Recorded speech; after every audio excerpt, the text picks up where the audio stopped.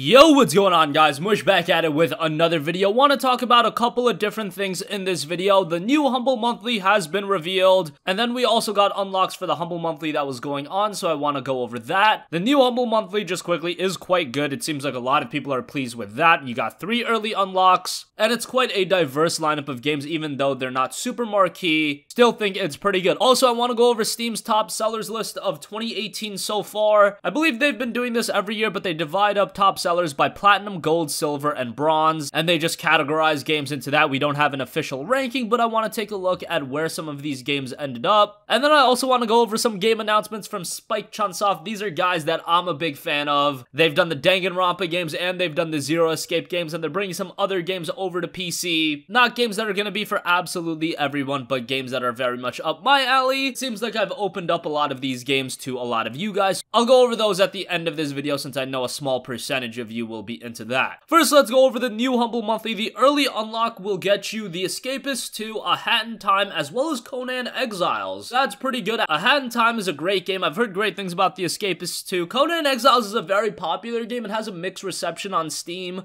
but it's a game that people are dropping $40 for, so you get all 3 of those for $12, and then of course on the first Friday of August, the rest of the bundle will be unlocked for you as well. So $12 for all of that. I saw a lot of people that were looking to pick up Hat in Time over the Steam summer sale, and I believe it was well over $12 during the summer sale. So now you get that and a bunch of other games as a part of the Humble Monthly subscription, and you'll get those 3 games right away, and of course all of those games are redeemable on Steam. I'll leave a link to that in the description box down below, and as always I get a little bit of a kickback, so that is much appreciated. As far as the unlocks for this month, remember that we got Hearts of Iron 4, Blackwake, and Portal Knights as the early unlocks. Probably one of the weakest lineup as far as early unlocks go in a little while. That's still very much worth $12. Blackwake is a really good game. I've heard great things about Hearts of Iron 4. Didn't know much about Portal Knights, but we've got the rest of the bundle. And I'm not going to say it's an incredible bundle, but there are some good stuff like Shyness the Lightning Kingdom is in there. That's a pretty cool game. Interplanetary Enhanced Edition is in there. Serial Cleaner's in there. Titan Quest Anniversary Edition and Titan Quest Ragnarok are a part of that, and Fort's Tons of Guns. On top of that, there was a Humble Original, so if you guys signed up for Humble Monthly last month, all of those games have been released alongside, again, the early unlocks for last month were Hearts of Iron 4, Blackwake, and Portal Knights. I still believe that Humble Monthly is one of the best values in all of PC gaming. When you're looking at the fact that you're only paying $12 and you're getting all of these games, I would say it's quite good because, again, I know people that wanted to pick up A Hat in Time. I know people that have picked up Conan Exiles, and with this month's early unlocks, you get all of that and more games on the first Friday of August, and remember, it does give you access to the Humble Trove. There are a lot of great games in there as well, and those games as a subscriber you'll always have access to, and as a monthly subscriber you also save 10% off everything in the Humble store. So check that out, link again in the description box down below.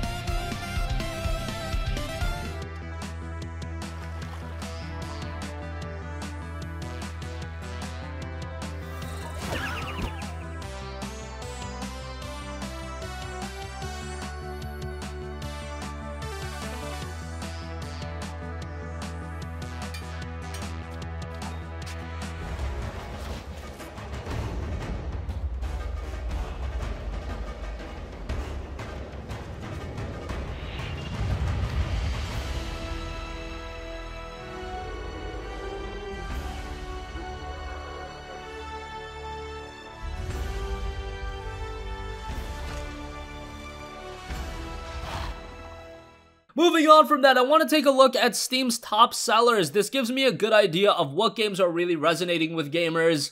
And as always, these games that include games that were released this year and games from years past, so games that people are still buying, and there are some of the usual suspects in here. So let's start off with the Platinum tier. This is the top tier. Games on this tier include Civilization 6, Far Cry 5, Jurassic World Evolution. Surprised to see that so high. I knew that game would be popular, but at a $54.99 price tag, I didn't foresee it reaching this level of success, but good for them. Warhammer Vermintide 2 is on there. That's great. Kingdom Come Deliverance, a brand new game from Warhorse Studios. That made made it. Dota 2 is of course on there, Warframe is on there, Grand Theft Auto 5 is still kicking. Hey, Grand Theft Auto 5 did finally get a price drop. It is down to $29.99 regular price, and then on sale over the summer sale, it was finally down to 20 bucks. That's good to see that GTA 5 is finally getting a little bit cheaper. Rainbow Six Siege, the starter edition for $14.99 is on there. Counter-Strike Go is on there, of course. Rocket League is on there, and PlayerUnknown's Battlegrounds is on there. That's not too surprising either. Let's go through the rest of it pretty quickly. I'm not even gonna go through the bronze games because there are so many, but on the gold side of things, we have The Witcher 3 Wild Hunt, Assassin's Creed Origins, Final Fantasy 15 Windows Edition. Kind of surprised that only hit the gold tier. Maybe I myself just hype up Final Fantasy a little bit too much in my own head. Maybe the Japanese RPG community on the PC still isn't as big as I thought, and given the fact this game was a re-release of a 1.5 year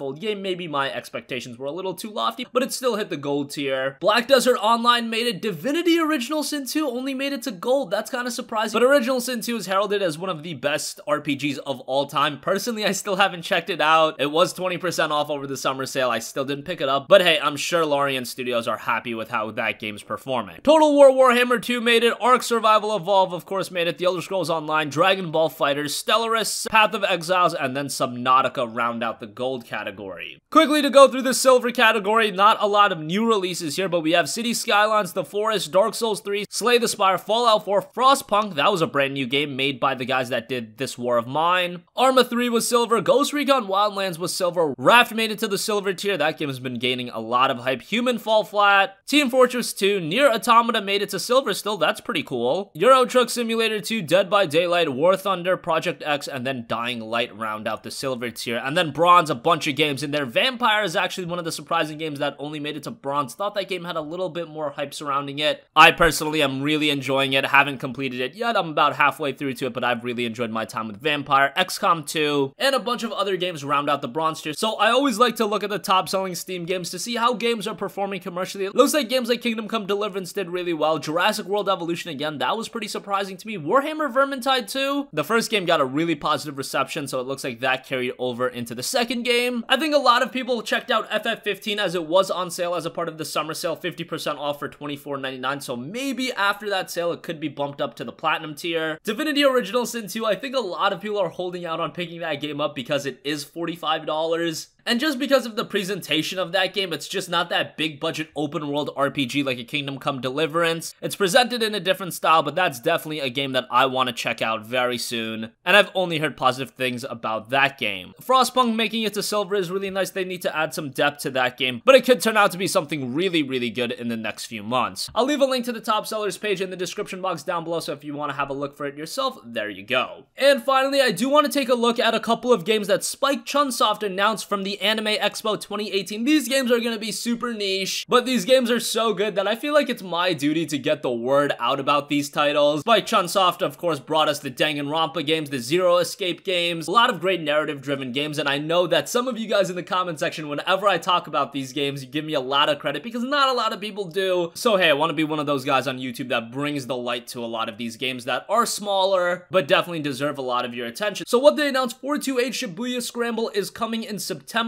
This is a live-action visual novel that was actually released back in 2008 in Japan. And how about this? Famitsu, Japan's premier gaming magazine, gave this game a 40 out of 40, a perfect score. I believe they've only given 9 games that score. So this is something that's been long wanted from people. I checked out the trailer, looks a little hokey. I'm not completely sold on it, but this is a game that I'm going to check out. Really dig the music in the trailer. Gave me mad Persona vibes, and I'm definitely into that. So that'll be cool. And then the other major game they also announced was AI, the Somnium Files. This is being done by Kotaro Uchikoshi. He was involved with 999, Zero Escape, and Zero Time Dilemma, so the Zero Escape trilogy. He worked on those games. This is his new game. The trailer doesn't really give you a sense of what it is, but it looks to be another detective murder mystery. And given the track record of his past games, I'm sure it'll be something pretty good. Doubt we see it this year. Probably gonna be a 2019 game, and this is a game that still looks to be in its infancy, but it is confirmed for PC. So wanted to give some shine on those games as I felt they deserved it. I personally am very interested in AI, the Somnium Files. Don't even know if I'm pronouncing that right, but given how good 999 was, I think this has potential to be another very good story-driven adventure. So that is gonna conclude this video, guys. Let me know your thoughts. Again, Humble Monthly, the link to that will be in the description box down below. I would say this month is pretty good, just for the fact that Hat in Time is a really good game. The Escapists 2 is pretty recent, and Conan Exiles is a game that a lot of people want to check out. Of course, on top of these 3 games for $12, you will get the rest of the bundle on the first Friday of August, and you get access to the Humble Trove, and you get 10% off everything in the Humble store. I went over the top sellers on Steam. Is there anything that sticks out to you? Games that did really well? Kingdom Come Deliverance, Jurassic World Evolution. Far Cry 5 was there as well. I didn't give Far Cry 5 any credit. Maybe because it's of a long-lasting franchise, so that's not all too surprising. GTA 5 persisted and is still in platinum. So I thought there was some interesting information there. And let me know, have you played the Spike Chunsoft games? Have you played Danganronpa? Have you played Zero Escape? Are you into those games? Always like to hear from you guys. So let me know all your thoughts in the comment section down below, and I will catch you guys in the next one. Peace out.